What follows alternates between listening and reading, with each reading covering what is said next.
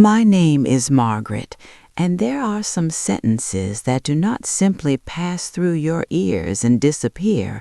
They settle somewhere deep inside your chest and stay there, gently glowing even on the quietest of days. One of those sentences came from my granddaughter, Lily. She once looked at me with those soft, thoughtful eyes of hers and told me that I was her safe place, and ever since then I have carried those words with me like a small lantern in the dark. These days my life moves slowly. I wake up when the morning light creeps in through the curtains and lays itself across the floor as if the day is politely introducing itself. I make my tea, holding the cup with both hands now because they are not as steady as they used to be, and I sit in the armchair near the window, the same chair that has quietly shaped itself to me over the years. From there I can see the garden, the street, and the ever-changing sky, and sometimes it feels like I'm watching the world breathe.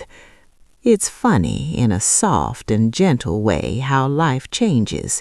Once upon a time, my house was full of noise, running feet, slammed doors, laughter, arguments, hurried breakfasts, lost shoes. Now there is silence, but it is not an empty silence.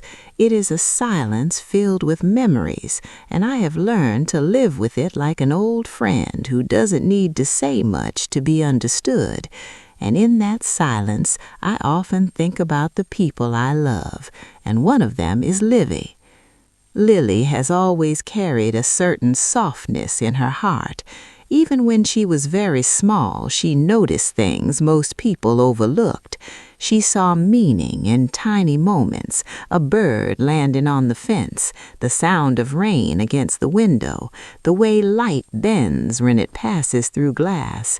She never rushed toward the world. She walked into it gently, as if she was afraid of disturbing it. And when she came to visit me, she came not with noise, but with warmth. She always hugged me tightly, the kind of hug that feels like a sentence with no words. We spent our afternoons doing simple things, coloring, talking, or just sitting together. Sometimes she would rest her head against my arm, and I would sit very still so I wouldn't disturb her. I never tried to impress her or make our time extraordinary. I simply wanted to be present, and somehow that was enough. One afternoon remains especially clear in my mind. The day was quiet, and the sky couldn't quite decide whether it wanted to rain or hold back. We had tried to bake cookies, which is another way of saying we made a glorious mess and accidentally created something edible in the process. Flour ended up everywhere, including in our hair, and we laughed so much that I forgot for a moment how old I was meant to feel. Later, when the cookies were cooling and the smell of sugar filled the house, we curled up on the couch together. Lily tucked herself into my side the way a bird tucks itself into a nest. The clock ticked softly. Outside, the light changed slowly, as if the day itself were thinking. For a long while, we didn't say anything at all. And then, without looking up, she spoke in that small, honest voice of hers and asked me if she knew why she liked being at my house so much. And I smiled and asked her why, expecting something simple, something playful. And she said that it was because when she was with me, she felt safe. And the room grew so still inside my heart that even my thoughts seemed to stop moving for a moment. Because sometimes a single sentence can gather up all the quiet fears and unanswered questions inside you and gently settle them. I had spent so many evenings wondering whether I still had a place, whether my presence still wrapped around anyone the way it once did when my children were small. And here she was, this little girl with crumbs still on her sweater from the cookies we had burned, telling me that simply sitting beside me made the world feel less frightening. I didn't tighten my arms around her too suddenly, though every part of me wanted to. I just breathed slowly and let the moment rest between us like a soft blanket. I told her that she was safe with me and always would be, but inside I was whispering thank you to life itself, because there are days when growing older can feel like slowly stepping out of the photograph, watching everyone else continue on without you. And sometimes you don't realize how deeply you needed to be seen until a child says something so honest that it melts right through your defenses. From that day on, when Lily came over, I noticed how often she drifted toward me without really thinking about it. If she was reading, she'd sit close enough that her shoulder brushed mine. If she was drawing, she'd place her paper right next to my notebook, even though there was an entire empty table. If something worried her, she didn't always have the words, but she had a way of leaning just a little closer, and I understood. I didn't always have grand advice prepared, but I listened, I nodded, I let her know that every feeling she carried was allowed to exist here, in this small corner of the world we shared.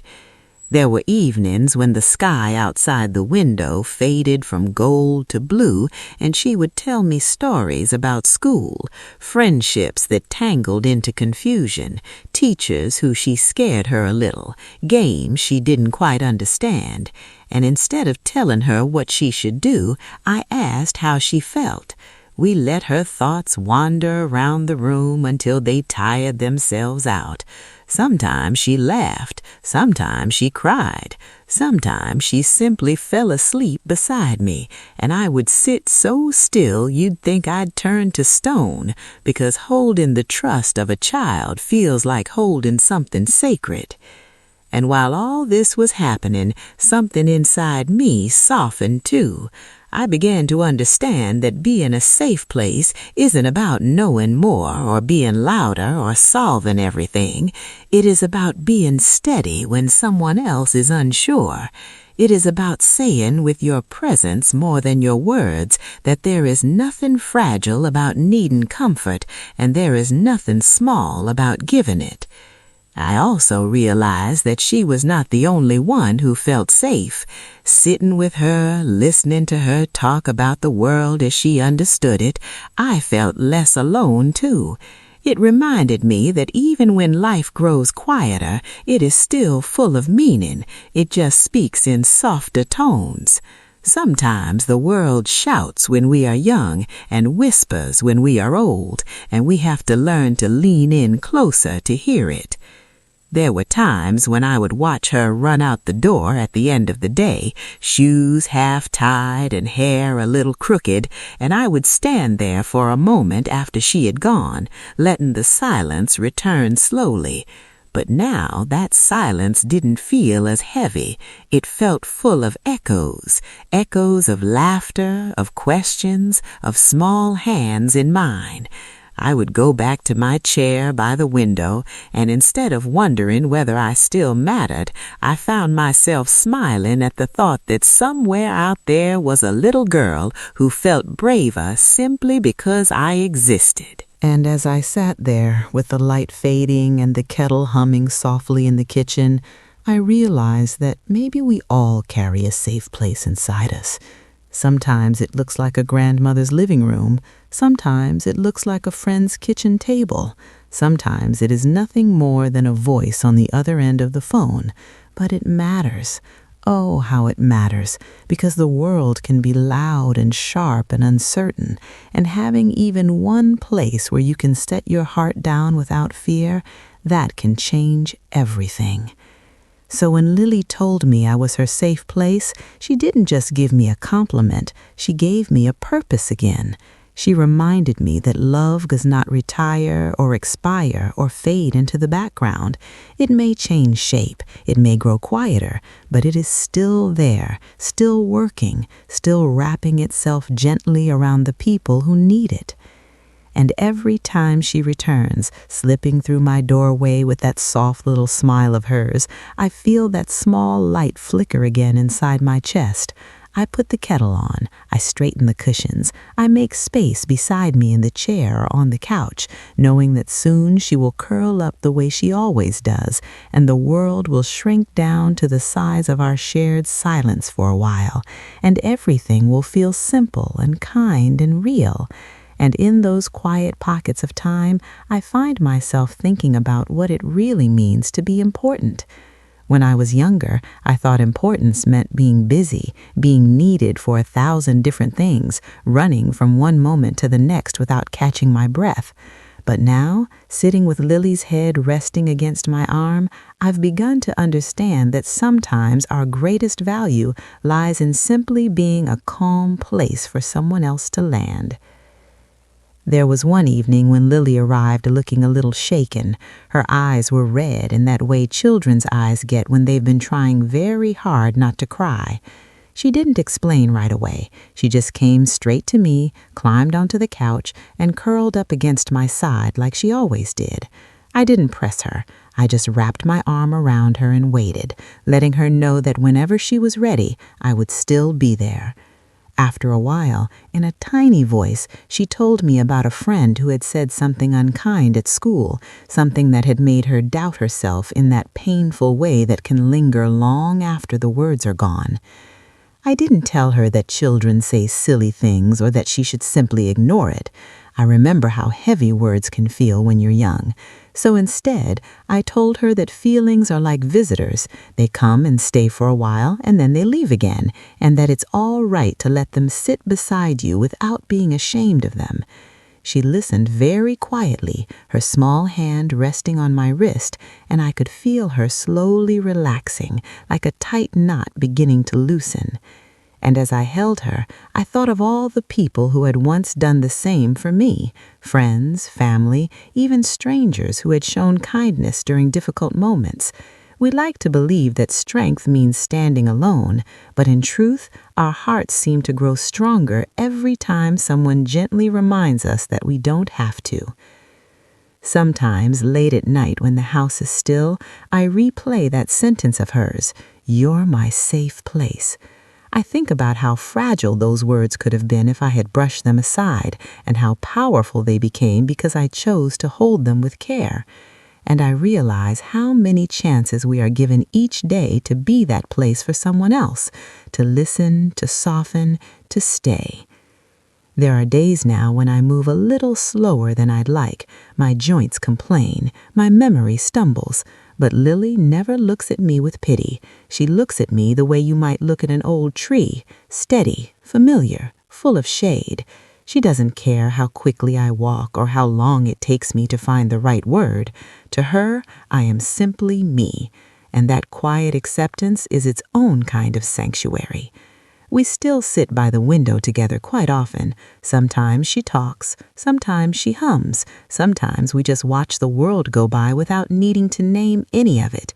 And during those moments, I feel something I wish I could wrap up and give to everyone.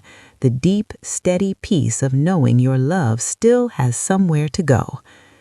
And if you are listening to me now, perhaps with your own cup of tea or your own quiet thoughts for company, I want you to remember this. We do not stop mattering just because our lives grow slower. We do not fade simply because the world forgets to look our way. Somewhere, someone carries a little more courage because we are here.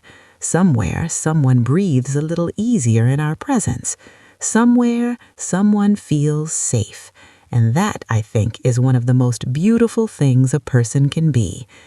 So when Lily curls up beside me and the sun spills gently across the floor, I close my eyes for a moment and let gratitude wash over me. Not the loud, overwhelming kind, but the soft kind that settles quietly in your bones. Because I have lived long enough to learn that love rarely shouts. Most of the time, it whispers. And if you are willing to listen, it will tell you that you are still needed, still valued, still home to someone. And that is more than enough.